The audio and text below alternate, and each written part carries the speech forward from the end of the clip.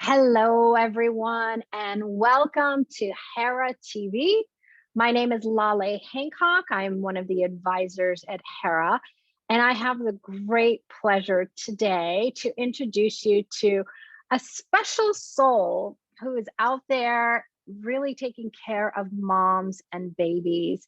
So hello, my dear friend, Zita. Okay, Iwuoha. How are you?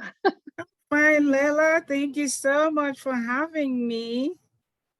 Oh, it is my pleasure. And I would love for everyone who's watching now and later to learn more about you. I know you were born in Nigeria, a nurse and a registered midwife there. You are a nurse here in America. You've done so many incredible things, but can you kind of guide us a little bit to where your journey began? Like, what got you inspired to be a nurse and a midwife and really specialize in taking care of moms and babies? Yeah, thank you once again, Lela, for this opportunity to come to address your audience and to share my history. So my journey started, like you said, in Nigeria. I was born and raised in the eastern part of Nigeria. And when I was born, that was the time that Western medicine wasn't really as common as it is today. So when my mom was pregnant with me, she was bitten by a stray dog. And she was like 7 months and a half. So you can imagine she was really heavily pregnant at that point. Yeah. And the closest hospital where she could get the anti-rabies injections was like 30 miles away from my home. And my mom had to really ride on the bicycle behind my dad to go to this hospital 30 miles each way every single day for 7 days. And so she and I were really protected, thank goodness. And after I was born, my mom was like breastfeeding, and that's what they did at those days. Is 100% breastfeeding. And I was about 4 to 6 weeks old before I caught bronchitis. At this point, my mom was willing to take me to the hospital, but my dad's clan people were against that. I guess they felt like as a child, as a baby that old, you're not supposed to be taken far away, and if you're sick, it's like, what kind of sign is that? Is this child, going to make it or not? So they were really adamant at letting me go, to allowing my mom to take me to the hospital. And my mom took me against their advice and tied me at her back and walked this time to this hospital. And needless to say, by the time she took off in the morning, by the time she got there, it was already sunset. And needless to say that she was so exhausted. And I was exhausted as well, because I was, coughing, not able to eat, breastfeed. And my mom tried to stop in between times to breastfeed me, on her way, but had nothing to drink or eat herself. So when we go to the hospital, thank God for the missionary nuns and missionaries from the United States who established that hospital for babies. So they took care of us. We were there for 7 days and took care of me, and I got better. And they treated my mom as well. So we came back. And when I was like 7 years old, my mom shared this story with me. And I'm like, oh my goodness, what it takes for a mom to really take care of her baby. In my mom's case, it was like a double sacrifice. From pregnancy, can you imagine, to early childbirth challenges? And she took that risk because she could have been killed for really disobeying the kindred community. So, but what saved her and me was that my grandfather was a home doctor, and they know him as a home midwife. So he really had that power that really made them not to really take any negative action against me or my mom. So after my mom told me this story, and I'm like, you know what, since the missionaries took care of us, when I grow up, I'm going to become a missionary and take care of moms and babies all over the world. And guess what?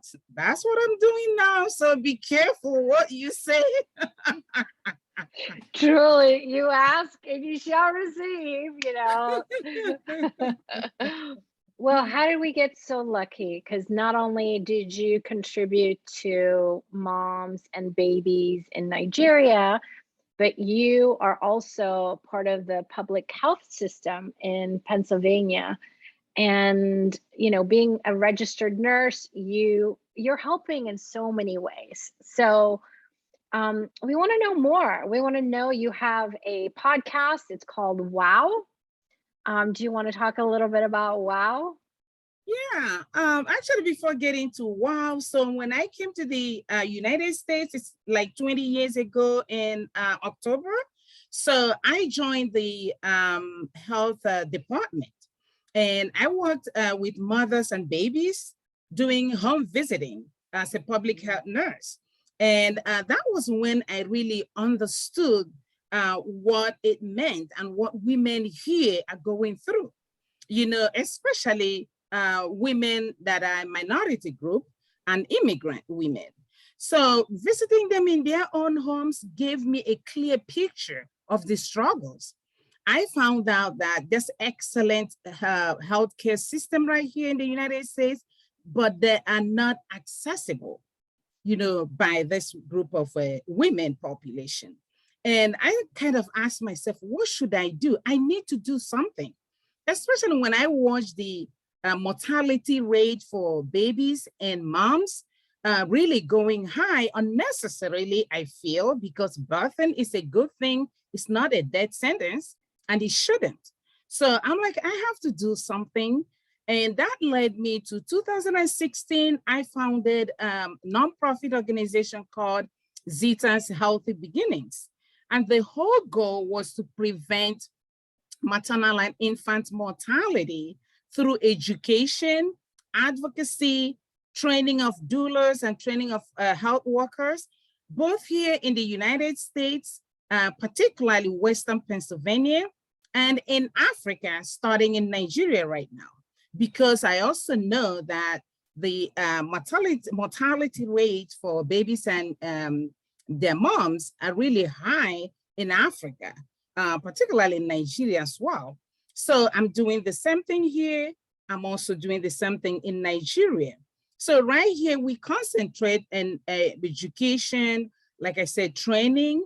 But in Africa, in addition to training, advocacy, and the education, we are going the extra mile of establishing a maternity hospital where women can actually access the health care that they need that will help them so that they stay safe during pregnancy, childbirth, and after childbirth, and that babies can actually be taken care of during those 5 years. The first 5 years is very critical in the life of any baby.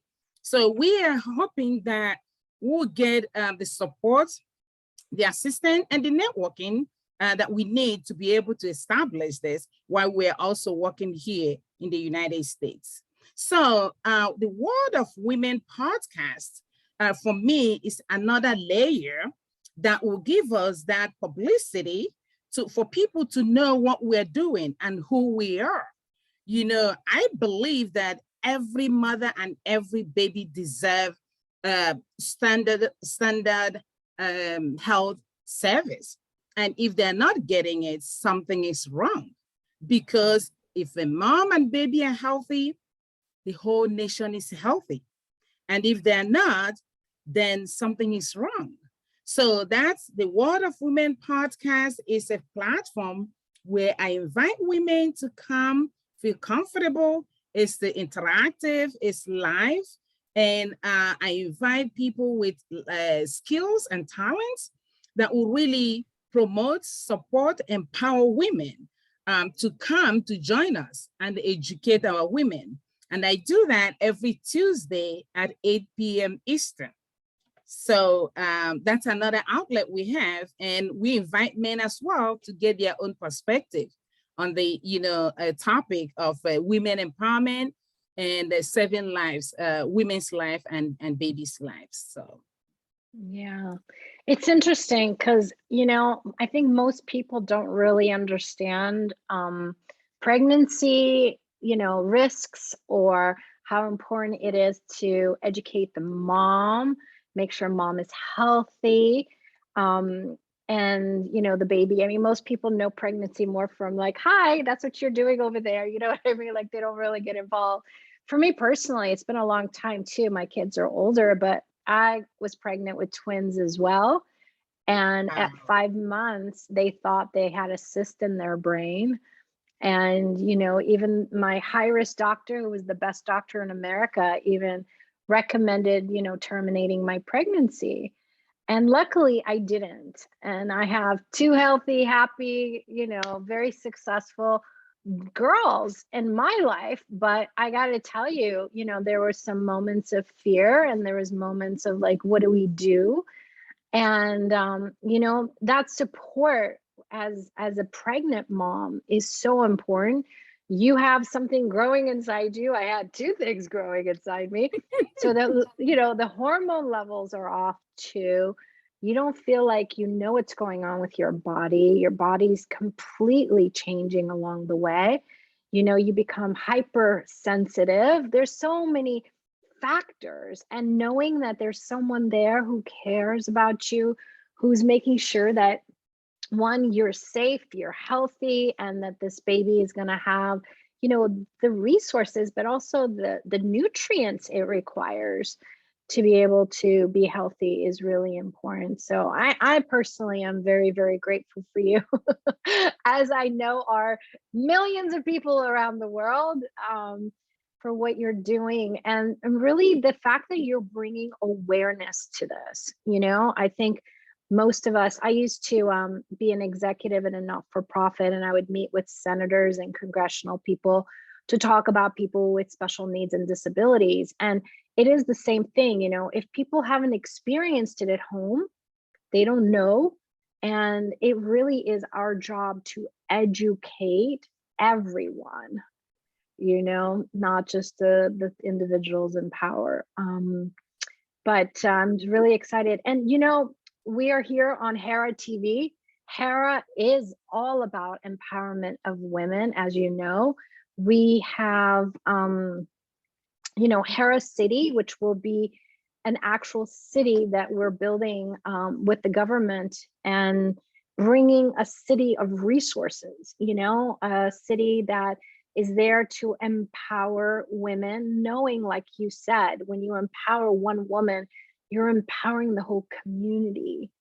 And, I'm curious, like, as you look at, your career, but really like your passion and what you've been doing for so many years, like, what advice do you have for women out there? People are going to be watching, and family members from, the wife, the husband, everyone's going to be watching. So what advice do you have for the women? Yeah, so the advice I have for women, first of all, I want to really applaud women for who we are, for what we do, for the joy and peace that we bring to our families, to the society, and the global community.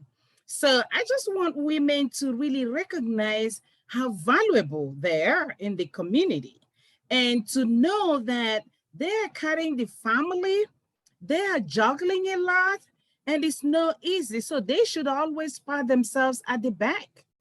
And when it comes to pregnancy and childbirth, so that the woman recognizes that this is a wonderful gift that has only been given to women.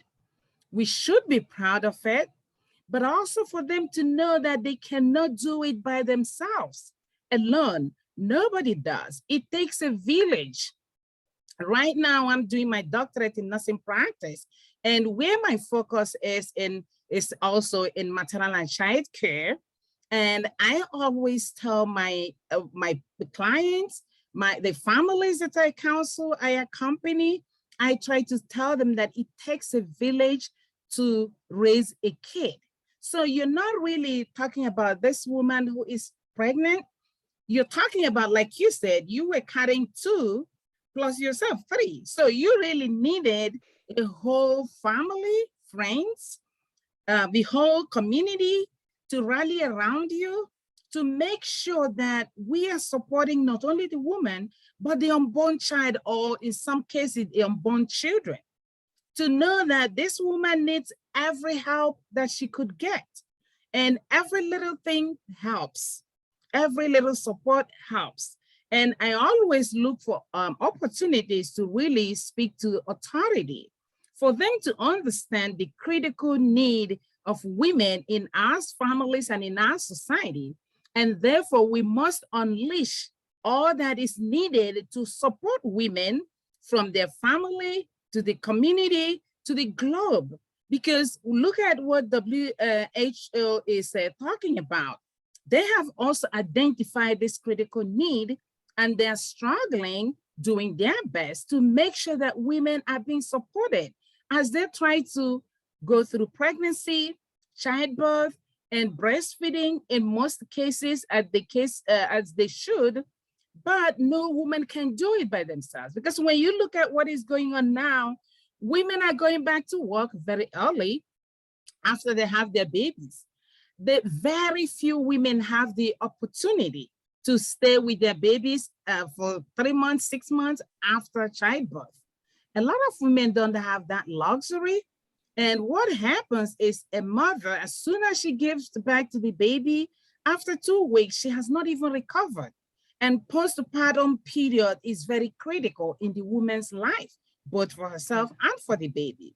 So to allow a woman to go back to work soon after delivery is not really giving her any opportunity to recover, because 9 months or sometimes 10 months, women carry babies. It's not an easy job.